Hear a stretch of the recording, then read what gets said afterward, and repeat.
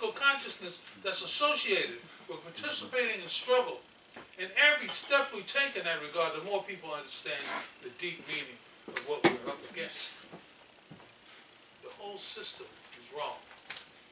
And so, this is so important. Or you take the climate change movement. It was supposed to have been a kind of even peripheral, isolated movement.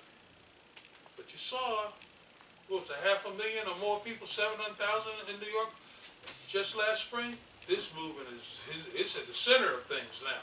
And it is having big impacts and so on. And this is taking place as well.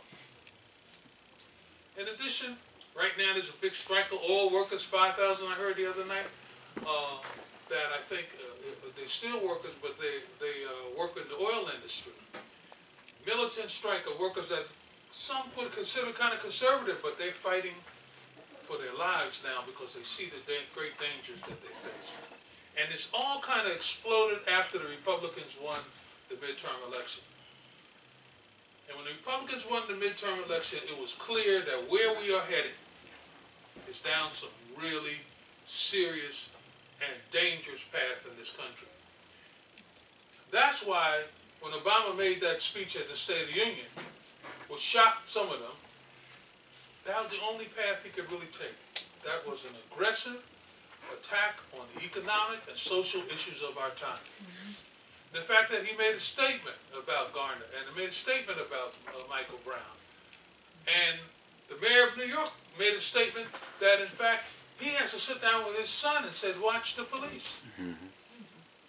He actually said, you have to watch the police. And, of course, the Policemen's Benevolent Association demanded an apology, which they later took that demand back after they got a lot of protests in their own rights.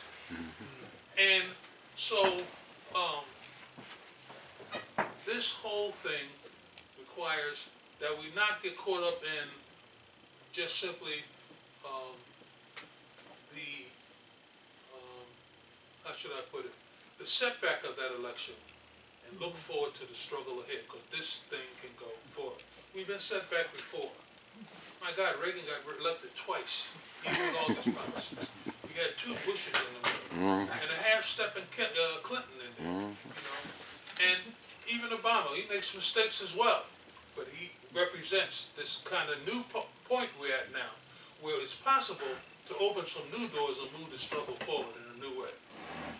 You know that 64% of African Americans voted in 2012 elections.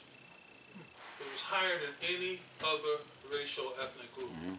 It really activated the African American community. Over 90% voted against the Republicans. And those folks have not gone home, but they're part of these movements, like Moral Mondays. You all know about that. Reverend Barber down in North Carolina. Every Monday they went out and demonstrated, and that crowd got bigger and bigger. It was up to thousands.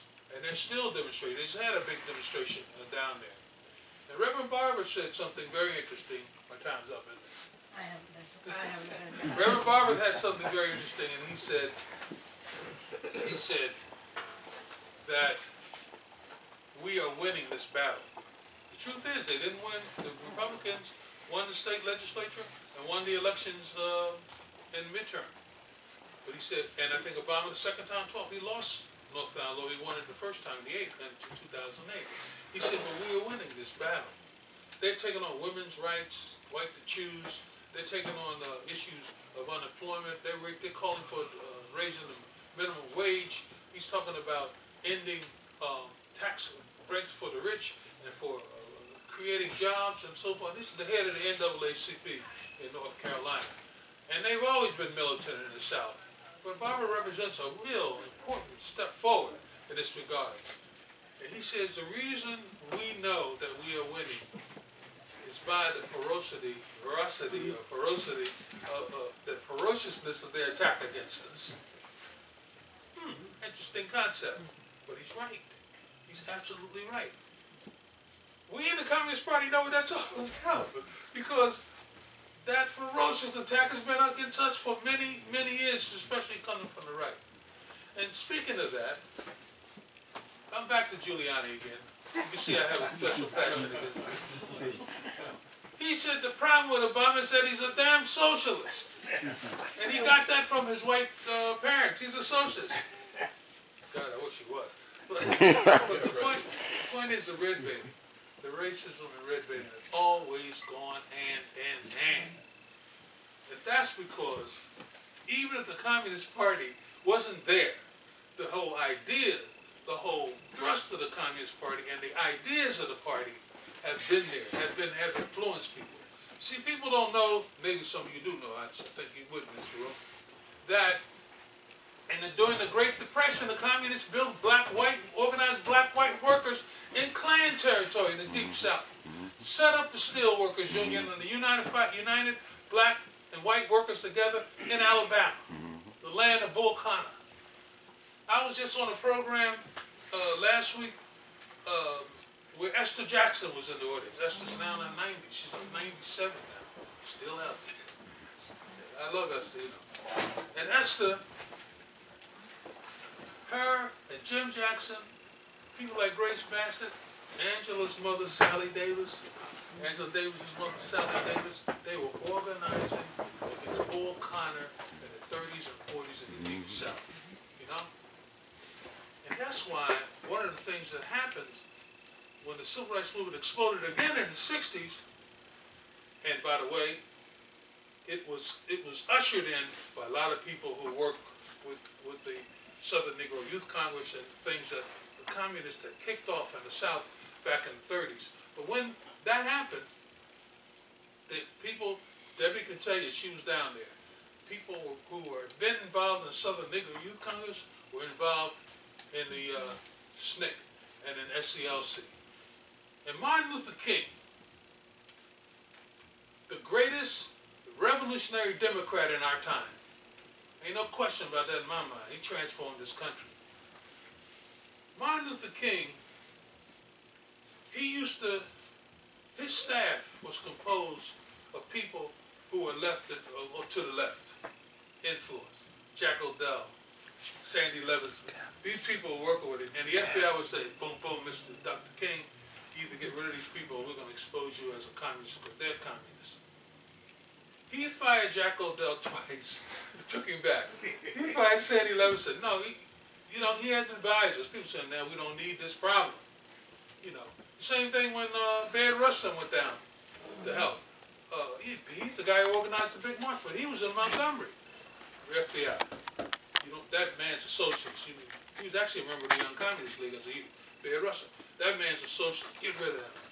You know, and he backed up. But then he reached a point. That Vietnam speech he made in '67, you saw, and a lot of his colleagues said, don't do that.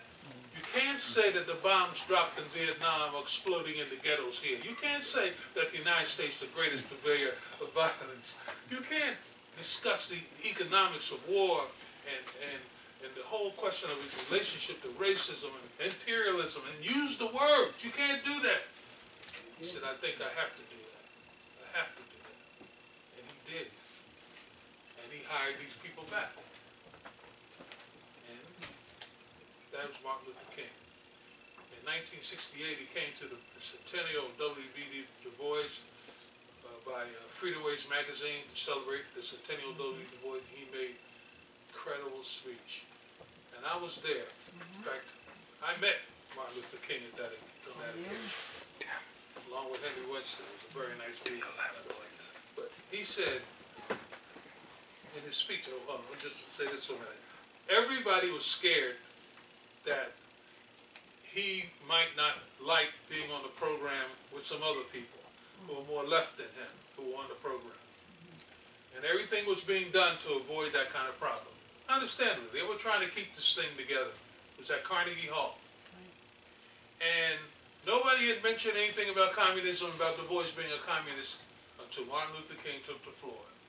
And Martin Luther King said, we got to stop denying the fact who Du Bois really was. He was a communist. And I'm paraphrasing. He said, well, one of the greatest poets of our times, John O'Casey, was a communist.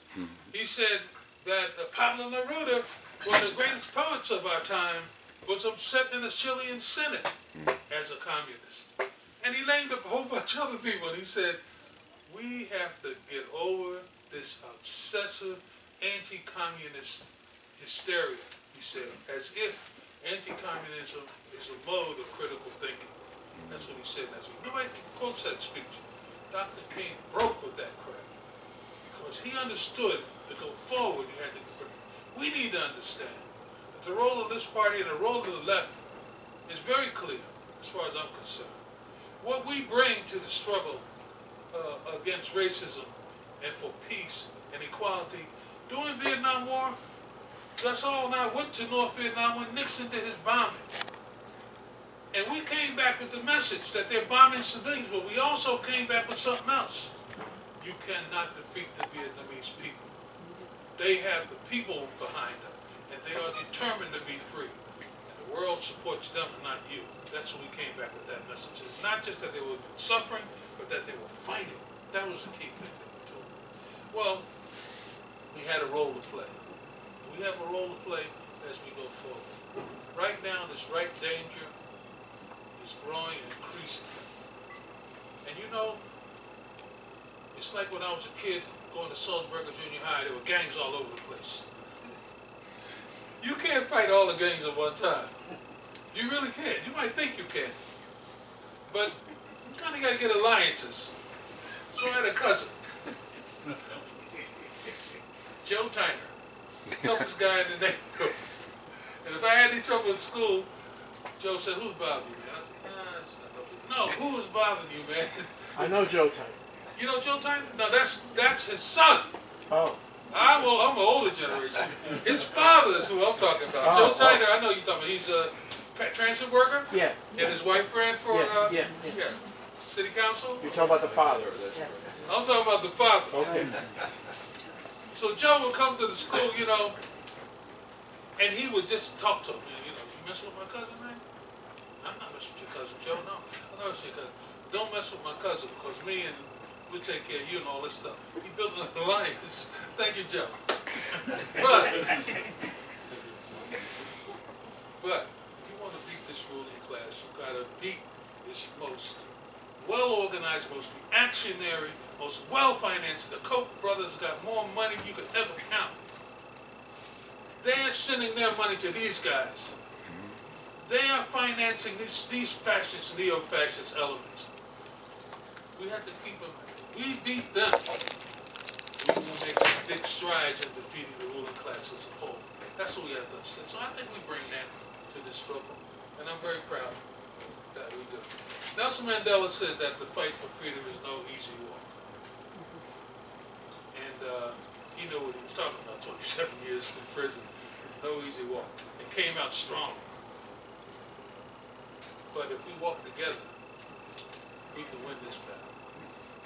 That's it. And that was Jarvis Tyner, Executive Vice Chair retired of the Communist Party of the United States of America.